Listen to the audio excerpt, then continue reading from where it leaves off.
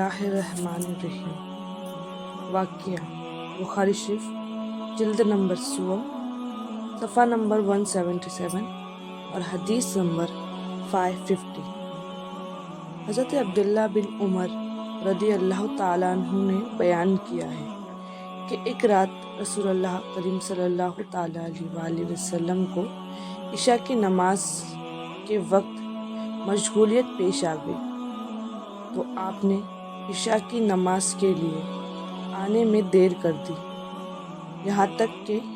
ہم لوگ مسجد میں سو گئے، پھر بیدار ہوئے، پھر سو گئے، پھر بیدار ہوئے۔ اس کے بعد نبی کریم رؤوف رحیم صلی اللہ تعالیٰ علیہ وآلہ وسلم تشریف لے آئے اور فرمایا کہ اس وقت ساری دنیا میں سوائے تمہارے کوئی ایسا نہیں ہے کہ جو نماز کا انتظار کر رہا ہو۔ اور حضرت عبداللہ بن عمر رضی اللہ تعالیٰ عنہ اس کی پرواہ نہیں کرتے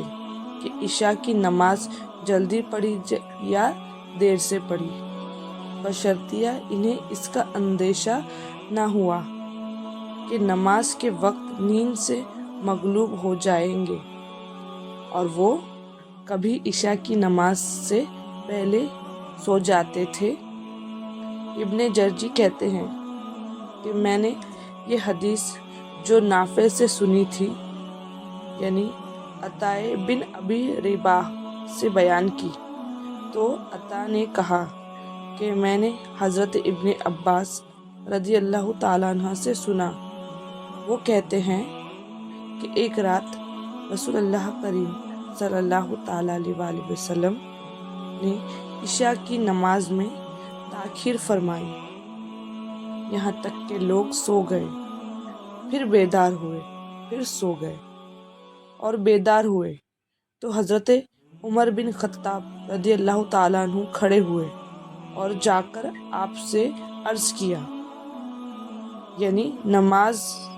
یا رسول اللہ صلی اللہ تعالیٰ علیہ وسلم۔ عورتیں اور بچے سونے لگے۔ عطا کہتے ہیں کہ حضرت ابن عباس رضی اللہ تعالیٰ عنہ نے بیان کیا ہے کہ پھر نبی کریم صلی اللہ تعالیٰ علیہ وآلہ وسلم باہر تشریف لائے، گویا میں اس وقت بھی آپ کو دیکھ رہا ہوں کہ آپ کے سر سے پانی ٹپک رہا ہے، آپ اپنے ہاتھ کو سر پر رکھے ہوئے ہیں۔ پھر آپ نے فرمایا، اگر میں اپنی امت پر گرہ نہ سمجھتا تو یقیناً انہیں حکم دیتا کہ عشاء کی نماز اس طرح یعنی اس وقت پڑھو۔ ابن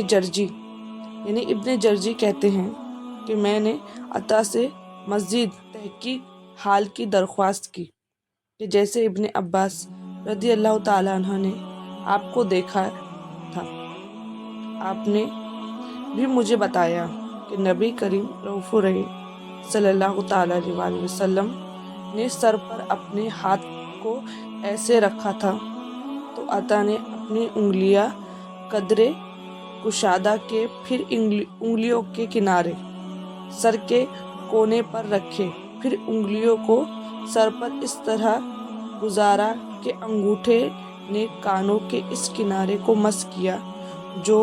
کنپٹی پر داڑھی کے کونے پر چہرے کے قریب ہے، نہ آپ اس میں کمی کر رہے تھے اور نہ مضبوط پکڑ رہے تھے،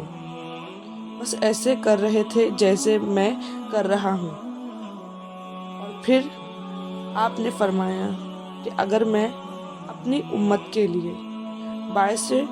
مشقت نہ سمجھتا تو ان کو حکم دیتا، یعنی مشقت اگر آپ نہیں سمجھتے تو آپ حکم دیتے